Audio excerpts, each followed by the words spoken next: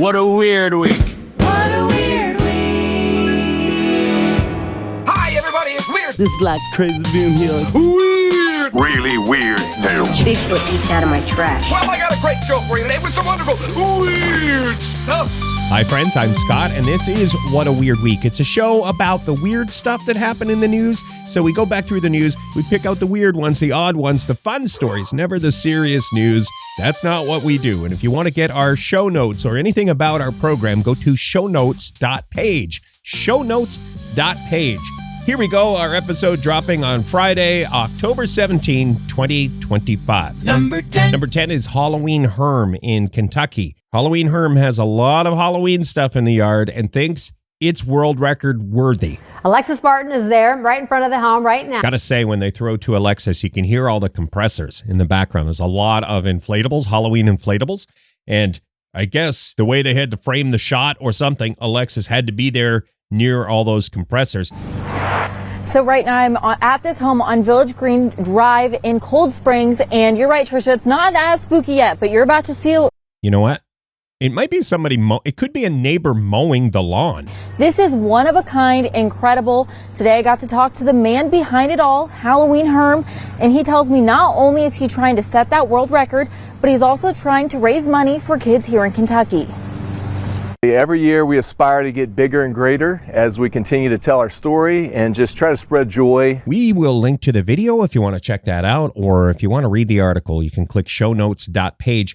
There's a backstory and it's a bittersweet, sentimental reason why they go so all out for Halloween. And right now, there is not a world record category for the most stuff in the yard for Halloween. That's what Halloween Herm wants. First, come on, Guinness Book, make a category. And then second, come on, Guinness Book, give Halloween Herm the world record. And every year they do something for charity with it. So that's nice. Number 9. Number 9 is Brandon Dawson and his very large pumpkin, which won the 52nd annual World Championship Pumpkin Weigh-Off. The pumpkin was 2,300 and some pounds. Pumpkins are a pride to the town of Half Moon Bay. This is coverage from Local 5 News, ABC. I hope we don't get a copyright strike for playing the pumpkin song. And as the pickup trucks come rolling up, their treasures to display. Let's see how much it weighs. 2, 3, 4, 6.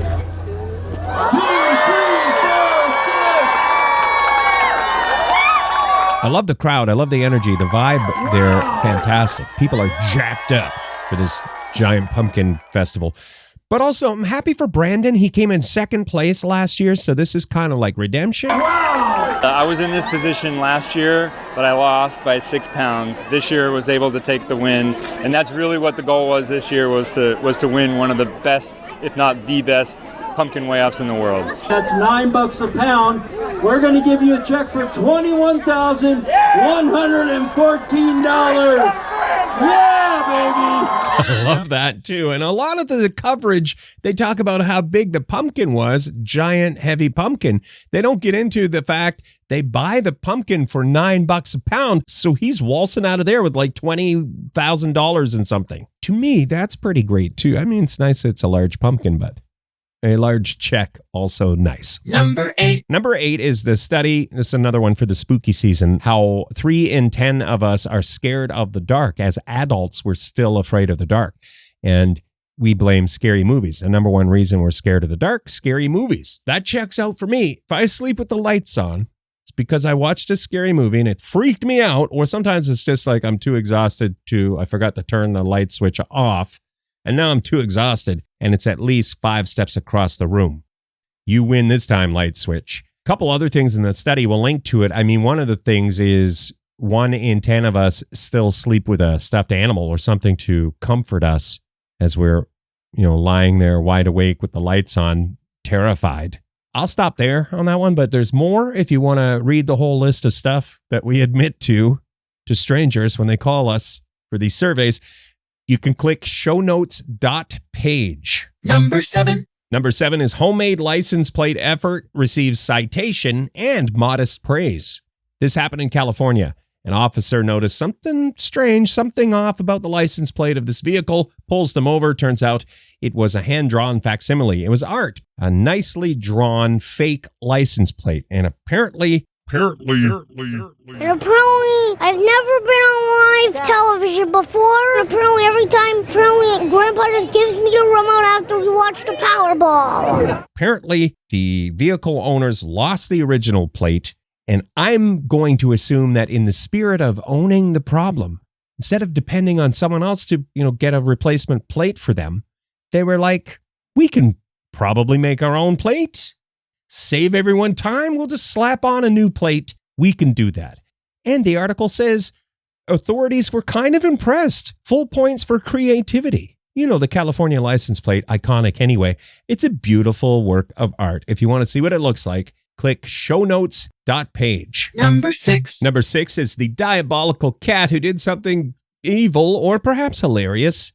But trigger warning, this story originated from an SPCA in California, but it started making headlines. The photos are so very triggering. It was all captured on security footage. Wendy the cat in California is clearly seen in the footage dropping a mouse in a boiling pot. The owner left a pot boiling on the stove, and Wendy got up on the counter, went to the stove, dropped a mouse in the pot. So I don't know what was in the pot originally, but it became mouse stew afterwards.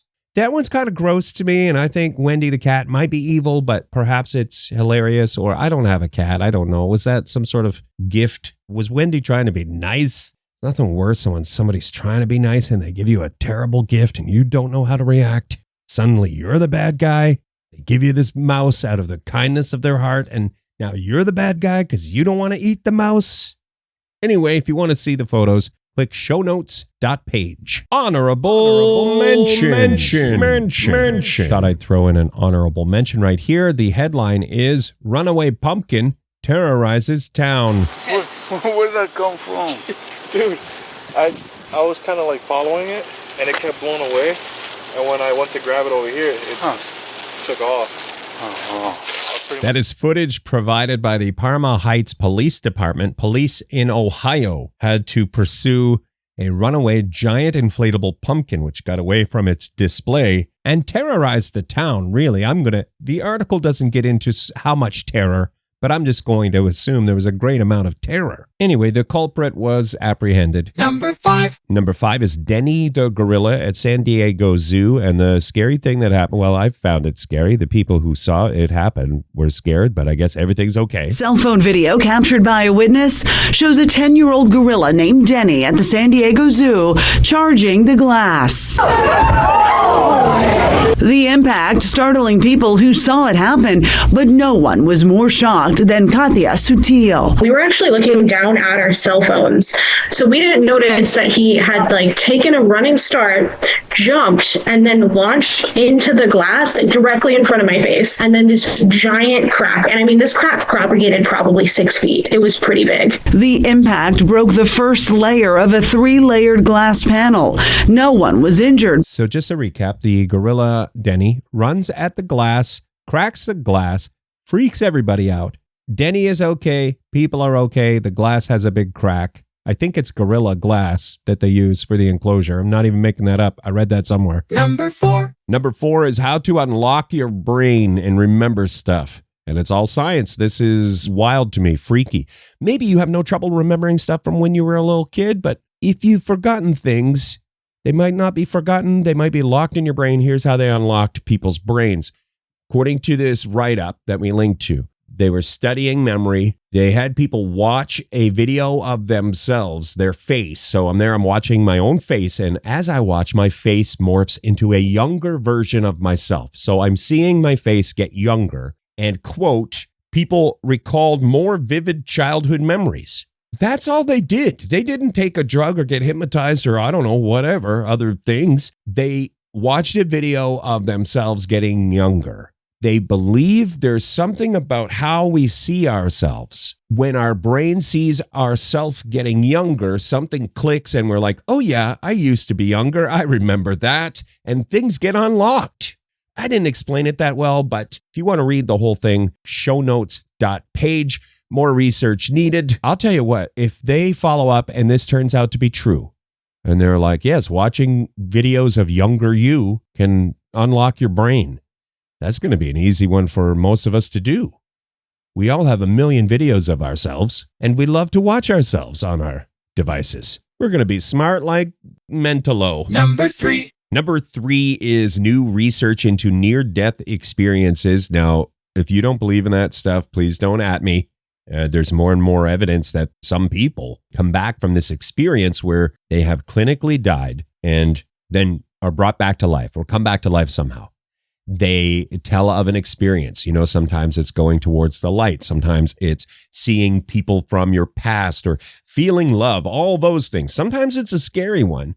But anyway, this research isn't about proving if those experiences are real or anything like that. It's just what happens to people after they report having a near-death experience. And one of the things ain't great. It ain't great. People who report having a near-death experience are more likely to have trouble in their marriage or relationship, sometimes in friendships and that, after they come back from the near-death experience. 1 in 5 experiencers lose friends or marriages crumble. The article kind of gets into why. And one of the things they've noticed is that if your therapist or your doctor after a near-death experience, if you talk to somebody and they validate your experience, they don't just say, you're bonkers. If your experience is validated, you're more likely to have a better outcome as far as not losing your marriage or losing friends, that kind of stuff. Number 2. Big baby. So many people asked for a big baby update, so I thought I would do one. Here he is. What's that? That's you. This is how long he is against me. Now. You say we're going to go for a walk? This is my son. He's 18 months old. He's just a big baby. Those TikTok videos getting a lot of views and now getting written up in articles because people think that's Chloe Sapik. We linked to Chloe's TikTok. People think the baby is AI, that it's all fake. It looks fake when you see it, and you see so much AI slop nowadays that you're like, this can't be real, and you move on.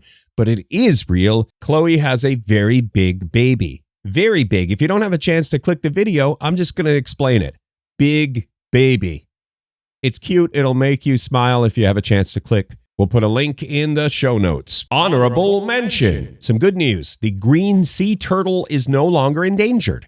These are the turtles that can get up to 400 pounds at one point. Well, the quote is, they are splashing back from the brink of extinction. At one point, it was touch and go as far as the green sea turtles. So seems like we're going in the right direction sometimes. There is some good news. Number 1. Number 1 is Rat Hole Revisited. So first, if you're unfamiliar with Rat Hole, it was a hole in the sidewalk, the shape of a rat in Chicago. At one point, they tried to fill it in and people were like, no, don't fill in Rat Hole. People started taking photos with Rat Hole. It became a bit of a tourist destination and local lore. The Rat Hole, a rat-shaped hole. Researchers have been looking into Rat Hole and they've discovered something shocking. It might not have been made by a rat. Perhaps it should be Squirrel Hole. That's kind of the takeaway. Rat Hole, probably not caused by a rat. And equally as shocking to me, somebody did a study on Rat Hole. I love that. What a weird week. Okay, we're going to wrap up there. Thank you for listening. If you want to get our show notes or anything about our program, you can go to shownotes.page. I appreciate if you tell a friend, if you like, if you subscribe, 5 stars, I don't know, those things. And we'll catch you next Friday with 10 more weird things from the news, the fun stories, and sometimes good news on What a Weird Week.